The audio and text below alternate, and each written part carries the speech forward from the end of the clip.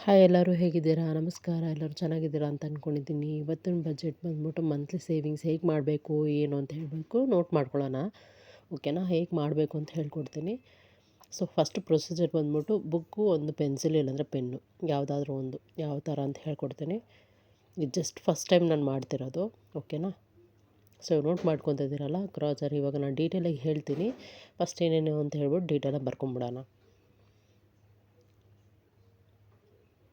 So ಗ್ರಾಸರಿಯಿಂದ ಹಿಡಿದು B bill, doctor fees, studies, ಆಚೆ ಕಡೆ ತಿನ್ನೋ ಹೋಟೆಲ್ಸ್ ವೀಕೆಂಡ್ಸ್ ಟೈಮಲ್ಲಿ ಹೇಗೆ ಏನು ಅಂತ ಹೇಳ್ಬಿಟ್ಟು ನೋಟ್ ಮಾಡ್ಕೊತಾ ಇರೋದು.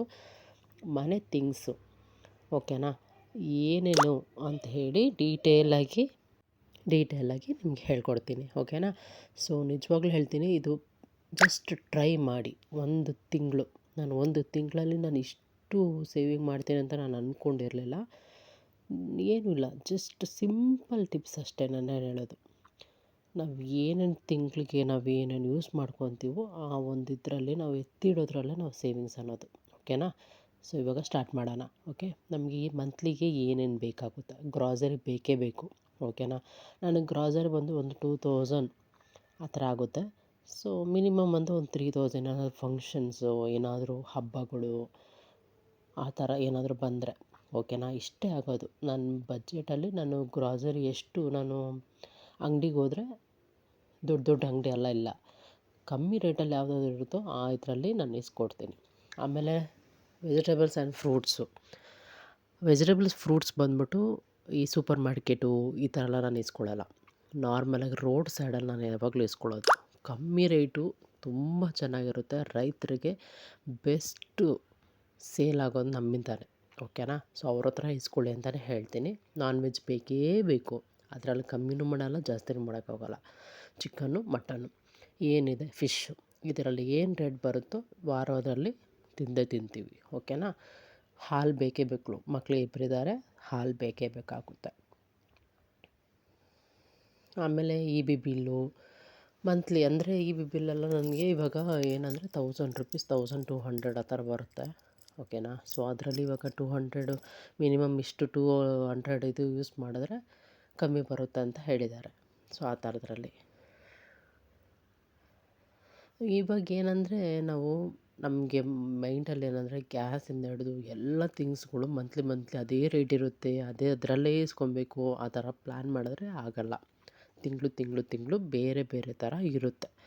ಸೊ ನಾವು ಅದಕ್ಕೆ ತಕ್ಕಂತೆ ಬಜೆಟ್ ಏನಿದೆಯೋ 1000 ರೂಪಾಯಿದ್ರಲ್ಲೇ 500 ರೂಪಾಯಿ ಕಮ್ಮಿ ಮಾಡಿಕೊಂಡು ನೆಕ್ಸ್ಟ್ ಮಂತಿಗೆ ಅಂತ ನಾವು ಎತ್ತಿಟ್ಕೋಬೇಕು ಸೇವಿಂಗ್ಸ್. ಓಕೆನಾ?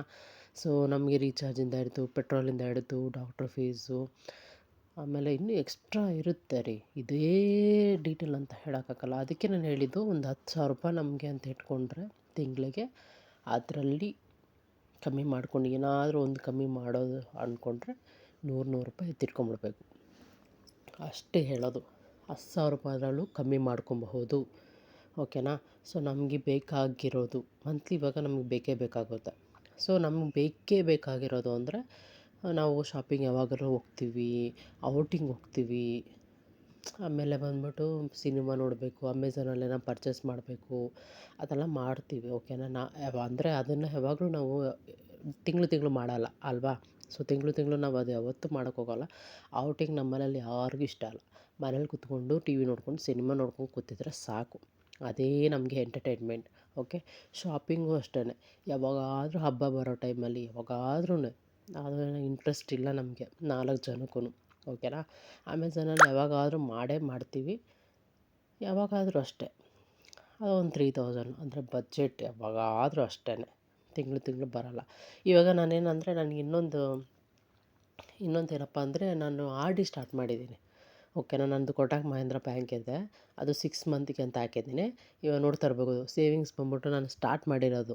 ಓಕೆನಾ? ನಾನು ಸೆಪ್ಟೆಂಬರ್ ಮಂತಲ್ಲಿ ನಾನು ಈ ಮಂತೇ ಸ್ಟಾರ್ಟ್ ಮಾಡಿರೋದು. ನಾನು ಎಷ್ಟು ಅರ್ನ್ ಮಾಡಿದ್ದೀನಿ ಇದರಲ್ಲಿ ಅಂತ ಲಾಸ್ಟಲ್ಲಿ ಹೇಳ್ತೀನಿ. ಓಕೆನಾ?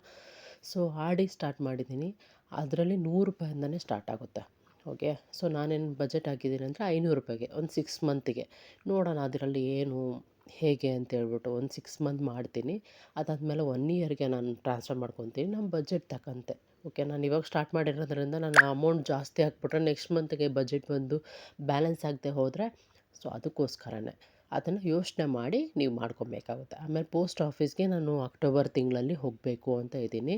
ಸೊ ಪೋಸ್ಟ್ ಆಫೀಸ್ಗೆ ಒಂದು 2000 ಪೇ ಮಾಡೋಣ ಅಂತ ಪರ್ ಇಯರ್ಗೆ ನಾನು ಮಾಡ್ತೀನಿ. ಓಕೆನಾ, 1 ಇಯರ್ಗೆ ನಾನು ಪ್ಲ್ಯಾನ್ ಮಾಡಿದ್ದೀನಿ. ಅಲ್ಲೋಗಿ ಹೇಗೆ ಸ್ಕೀಮ್ಸ್ ಹೇಗಿದೆ ಪೋಸ್ಟ್ ಆಫೀಸ್ನಲ್ಲಿ, ಸೊ ನಮ್ಮ ಬಜೆಟ್ ತಕ್ಕಂತೆ ನಾವು ಮಾಡ್ಕೊಬೇಕಲ್ವ. ಸೊ ಅದ್ರ ತಕ್ಕಂತೆ ಮಾಡಿಕೊಂಡು ನಾನು ಹೋಗ್ತಾ ಇರ್ತೀನಿ.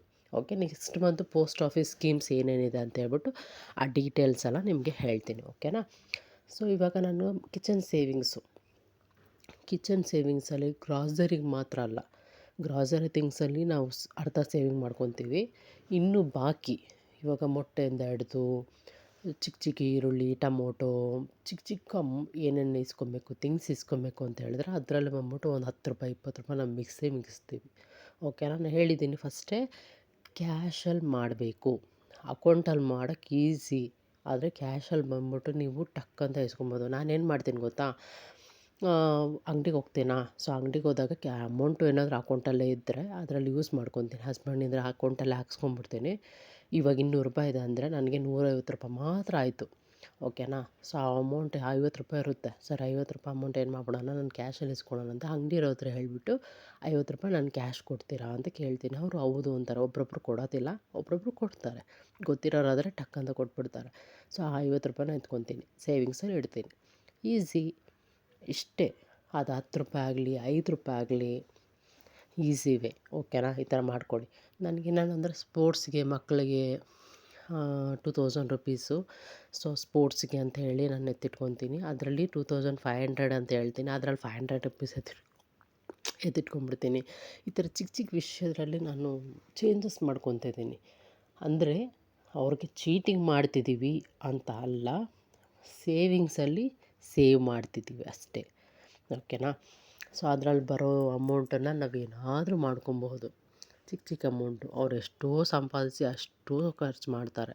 ಸೊ ನಾವು ಈ ಒಂದು ಸೇವಿಂಗ್ಸ್ಗಳ್ನ ಟ್ರೈ ಮಾಡ್ಕೊಬೇಕಾಗುತ್ತೆ. ಆಮೇಲೆ ಏನಂದರೆ ಇವಾಗ ಗ್ಯಾಸ್ ಬಿಲ್ಲು, ಇವಾಗ ವೆಜಿಟೇಬಲ್ಸಲ್ಲಿ ರೋಡ್ ಸೈಡಲ್ಲಿ ಇಸ್ಕೊತೀವಿ. ಆಮೇಲೆ ಅಲ್ಲೇ ಚೆನ್ನಾಗಿರುತ್ತೆ, ರೈತ್ರಿಗೆ ಒಂದು ಹೆಲ್ಪ್ ಆಗೋದು ಅಷ್ಟೇ, ಬೇರೆ ಏನೂ ಇಲ್ಲ. ಒಂದು ಈಸಿ ವೇ. ಓಕೆನಾ. ಸೊ ಡಾಕ್ಟ್ರ್ ಫೀಸ್ ಯಾವಾಗಲೂ ಡಾಕ್ಟ್ರ್ ಫೀಸೇ ಆಗೋಲ್ಲ. ಯಾವಾಗಾದರೂ ಒಂದು ಸಲ ಮಕ್ಳಿಗೆ ಹುಷಾರಿಲ್ದೇ ಆಗುತ್ತೆ. ಏನಾದರೂ ಕೋಲ್ಡು ಕಾಫು ಆ ಥರ ಆದರೆ ಮನೇಲೇ ಏನಾದರೂ ಮಾಡಿಕೊಡಿ. ಶುಂಠಿ ಕಷಾಯ ಮಾಡಿಕೊಡಿ, ಆಮೇಲೆ ಒಣಗಿ ಶುಂಠಿ ಅದರಲ್ಲಿ ಕಷಾಯ ಮಾಡ್ಕೊಬೋದು. ಆಮೇಲೆ ಪೆಪ್ಪರು, ಟರ್ಮರಿಕ್ಕು ಪೌಡ್ರು, ಜಿಂಜರ್ ಸ್ವಲ್ಪ, ಬೆಳ್ಳುಳ್ಳಿ ಸ್ವಲ್ಪ ಅದನ್ನು ಹಾಕಿ ಅವ್ರಿಗೆ ಕುದಿಸ್ಬಿಟ್ಟು ಕೊಡ್ಬೋದು. ಈ ಥರ ಏನೇನೋ ಇದೆ, ಮನೆಯಲ್ಲೇ ಮಾಡ್ಕೊಬೋದು, ಡಾಕ್ಟ್ರ್ ಹತ್ರ ಹೋಗೋದೇ ಬೇಡ. ಸೊ ಅದರಲ್ಲಿ ನಾವು ಎಷ್ಟು ಮಿಗಿಸ್ಬೋದು. ಏನಾದರೂ ಎಮರ್ಜೆನ್ಸಿ ಇದ್ದರೆ ಹೋಗೋಕ್ಕಾಗುತ್ತೆ. ಮಂತ್ಲಿ ಬಂದ್ಬಿಟ್ಟು ಇವಾಗ ನಾನು ಮಂತ್ಲಿ ಎಷ್ಟು ಸೇವ್ ಮಾಡಿದ್ದೀನಿ ಗೊತ್ತಾ, ಎಷ್ಟು ಖುಷಿ ಆಗುತ್ತೆ ಗೊತ್ತಾ. ನಾನು ಕರೆಕ್ಟಾಗಿ ₹5060 ₹5060 ಸರಿನಾ. ಅದನ್ನು ನಾನು ಈ ತಿಂಗಳು ಫಸ್ಟ್ ಟೈಮ್ ನಾನು ಇಷ್ಟು ಅಮೌಂಟ್ ಇದು ಮಾಡಿರೋದು. ನಾನು ನನ್ನ ಹಸ್ಬೆಂಡ್ಗೂ ಹೇಳಿಲ್ಲ, ಸಪ್ರೇಟಾಗಿ ನಾನು ಎತ್ತಿಟ್ಕೊಂಡಿದ್ದೀನಿ. ಕಾಯಿನ್ಸ್ ಬಂದ್ಬಿಟ್ಟು ಅದು ₹10 ₹50 ಕಾಯಿನ್ಸ್ ಬಂದು ಸಪ್ರೇಟಾಗಿ ಎತ್ತಿಟ್ಟಿದ್ದೀನಿ. ಓಕೆನಾ. ಟೋಟಲ್ ನಾವು ಇಯರ್ಲಿ ಬಂದ್ಬಿಟ್ಟು ನಾವು ಎಷ್ಟು ಸಂಪಾದಿಸ್ಬೋದು ಗೊತ್ತಾ. ಇಯರ್ಲಿ ನಾನು ₹5000 ನಾನು ಇಟ್ಟು ಅಕೌಂಟ್ ಮಾಡಿದ್ದೀನಿ. ತಿಂಗಳು ಅದೇ ಬಜೆಟ್ ಅಂತ ಹೇಳೋಕ್ಕಾಗಲ್ಲ, ಆ ಥರ ಸೇವ್ ಮಾಡ್ಕೊಂಡು ಹೋಗಬಹುದು ನನ್ನ ಪ್ರಕಾರ. ಸೊ ನಾನು ಮಾಡೋ ರೀತಿಯಲ್ಲಿ ಅಷ್ಟೇ, ಇನ್ನೇನೂ ಇಲ್ಲ. ಓಕೆನಾ. ಸೊ ಇವಾಗ ನಾನು ಏನು ಮಾಡ್ತೀನಿ ಅಂದರೆ, ಒಂದು ಬುಕ್ ತಗೊಳ್ಳಿ, ಪೆನ್ನು ಪೆನ್ಸಿಲ್ ಏನಾದರೂ ಆಗಲಿ ತಗೊಂಡು ಒಂದು ಲಿಸ್ಟ್ ಹಾಕ್ಕೊಂಡು ಹೇಗೆ ಮಂತ್ಲಿ ಪೇ ಇದು ಮಾಡ್ಕೊಬೇಕು, ಏನೇನಿದೆ ಅಂತ ಒಂದೊಂದು ನಾನೊಂದು ಚೀಟಿ ಹಾಕಿದ್ದೀನಿ. ಆ ಚೀಟಿ ಬಂದ್ಬಿಟ್ಟು ₹6500. ಸೊ ಅದು ಒಂದು 13 ತಿಂಗಳಿಗೆ ಆಲ್ರೆಡಿ ನಾನು 6 ತಿಂಗಳು ಕಟ್ಟಿಬಿಟ್ಟಿದ್ದೀನಿ. ಸೊ ಅದರಲ್ಲೇ ಅಮೌಂಟ್ ಬಂದೇ ಬರುತ್ತೆ. ಸೊ ಇದು ನನ್ನ ಸೇವಿಂಗ್ಸ್ ಅಮೌಂಟ್ ನೋಡ್ತಿರ್ಬೋದು ನೀವು. ಸೊ 5560 ಸೂಪರ. ನನಗೆ ಅದು ಕಾಸು ನೋಡ್ಬೇಕಾದ್ರೆ ಅಷ್ಟು ಖುಷಿ ಆಗೋದು.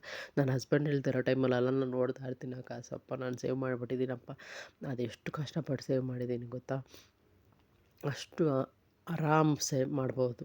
ಅದು ಗೃಹಿಣಿಯರು ನೀವು ಮಾಡ್ತೀರ, ಹೋಗ್ರಿ ಮಾಡಿ, ನಿಮ್ಮ ಕೈಯಲ್ಲಿ ಆಗೇ ಆಗುತ್ತೆ. ಜಸ್ಟ್ ನಾವು ಮಾಡೋ ಪ್ರೊಸೀಜರಲ್ಲಿ ನಾ ಮಾಡೋ ಒಂದು ಚಿಕ್ಕ ಚಿಕ್ಕ ಒಂದು ಬಿಟ್ಟು ಕೊಡೋದ್ರಲ್ಲಿ ಇದೆ ಅಷ್ಟೇ, ಇನ್ನೇನೂ ಇಲ್ಲ. ಇದೆಲ್ಲ ಬಂದ್ಬಿಟ್ಟು ನಾನು ನೋಡಿ ನೀವೇ ನೋಡ್ಬೋದು ನೋಟಲ್ಲ, ಇದೆಲ್ಲ ಬಂದ್ಬಿಟ್ಟು ನನ್ನ ಅಂಗಡಿ ಹತ್ರ ನಾನು ಟ್ರಾನ್ಸ್ಫರ್ ಮಾಡ್ತೀನಿ, ಅವ್ರು ಕ್ಯಾಶ್ ನನಗೆ ಕೊಡ್ತಾರೆ.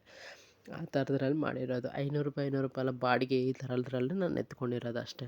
ಓಕೆನಾ? ನಿಮಗೆ ಈ ವಿಡಿಯೋ ಇಷ್ಟ ಆಗಿದೆ ಅಂತ ಅಂದ್ಕೊಂಡಿದ್ದೀನಿ. ಇಷ್ಟ ಆದರೆ ಲೈಕ್ ಮಾಡಿ, ಶೇರ್ ಮಾಡಿ, ಸಬ್ಸ್ಕ್ರೈಬ್ ಮಾಡಿ.